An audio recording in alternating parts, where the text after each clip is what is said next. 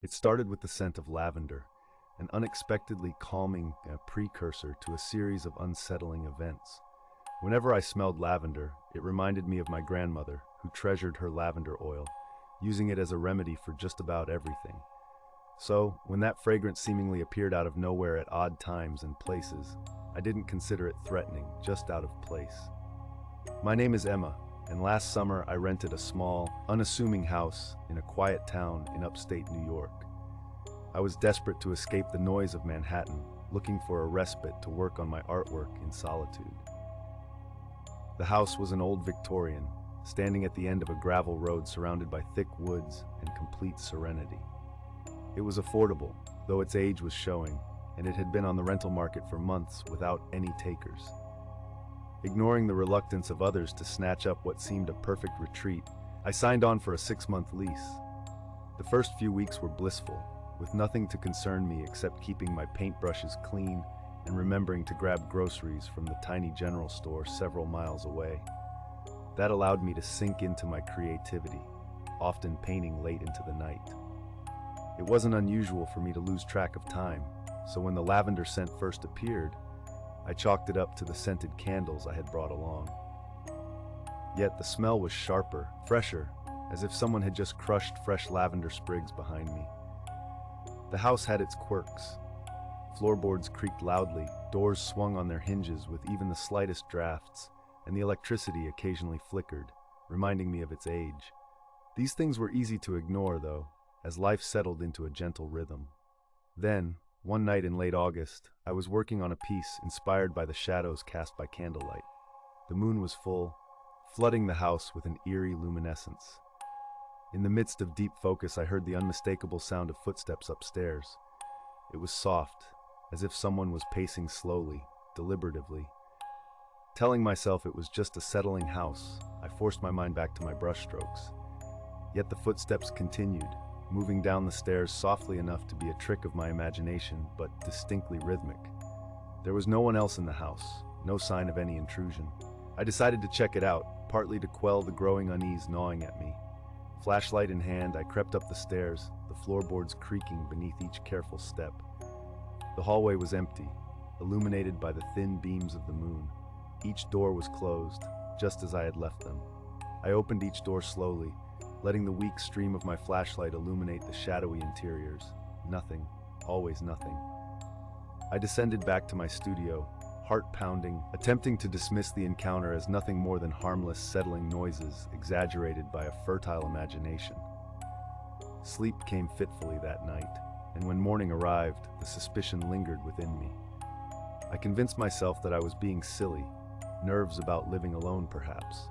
I hadn't lived in such isolation before. Several days passed without incident, but the atmosphere in the house had changed. The lavender scent intensified, now present in nearly every room, evoking a constant awareness of its unnatural persistence. It wasn't until I returned from a rare outing, lunch with a new friend in town, and found the scent far heavier than usual, that my apprehension turned to alarm. The moment I crossed the threshold, I knew something was wrong. It was too pronounced, dizzying. It no longer felt reminiscent of Grandma's comforting presence, rather it was suffocating. Something unexplainable was happening, and my rational mind was losing. That night I grappled with the need to understand what was happening, oscillating between paranoia and eerie calm. As I lay in bed, sleep eluding me, I heard the footsteps again. This time they started straight outside my door, not from the unexplored realms of the upper floors. It was an unmistakable tread, deliberate, steady. It paused, then resumed, pacing back and forth down the hallway. Every instinct told me not to check, to just remain in the safety of my locked room. But against the steely grip of fear, curiosity propelled me.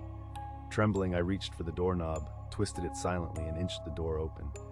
The hallway was empty as expected, yet my pulse raced in tune with the distant creaks. I stepped forward, gazing down the dark corridor. Then it happened. A sudden breeze swept over me, leaving the chill of a winter night in its wake. My skin prickled at its unexpectedness, and the lavender scent overwhelmed once more. It was as though something unseen passed, lingering just out of sight. In a spurt of bravado, I called out, my voice shaking, "Who's there?" Silence. The word hung in the air, unanswered, Echoing against bare walls, it felt oddly final, like asking a question to which no answer would satisfy. Disturbed by the experience, I resolved to make inquiries the following morning. Someone in town might know more about the house's history. It was mid-morning when I drove into town, stopping at the small library. The librarian seemed surprised when I mentioned the house, though she tactfully concealed her reaction. "Oh, the old Harper place?" she said, rearranging the card catalog with idle fingers. "People have said it sits empty for a reason." Her cryptic reaction only increased my unease. I pried a little further, asking her to elaborate. "There's talk, you know. Local gossip mainly, of course. It's said the house has a history of driving out its inhabitants. None have stayed for long."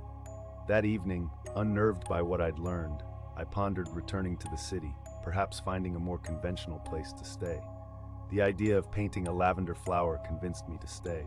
I wanted to capture its seemingly harmless beauty, despite the fears it now represented. When I settled down to work on the new canvas, something had shifted within me. The house felt different. The usual hum of its creaky demeanor was now overshadowed by an oppressive silence so intense my ears rang with it. That night, the sounds escalated. The footsteps, ending with a gentle knock on my door, insistent, reluctant, persistent. But this time, when I opened it, the air was dense, and the lavender scent was so cloying that it was nearly unbearable. Standing there felt like stepping into a heartbeat, strong, alive, and all-consuming. My instincts screamed to leave, but my feet remained rooted. The sensation intensified, growing tangible, pressing against my chest. The air seemed to mold around me, every breath whispering something I couldn't quite grasp, words I wasn't meant to hear. It was suffocating. I reeled back, sealing myself in my room and locking the door.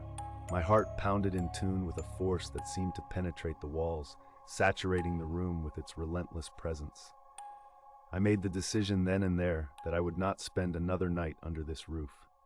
Despite my fear, or perhaps emboldened by it, I packed a bag, not caring how late it was, and left.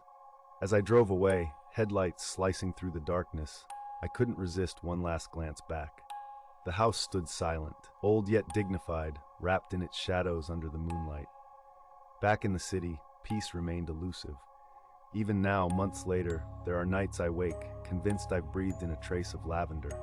The memories refuse to leave, haunting me as much as the house, and perhaps its past, haunted me. I've not returned, and I doubt I ever will. Though as dreams continue to serve me faint whispers of lavender, I can't help but wonder. Was it all in my mind, a perfectly woven tapestry of imagination woven by an artist isolated amongst her fears? Or did the house indeed hold a secret, cloaked in lavender, desperately needing to be heard by anyone willing to listen?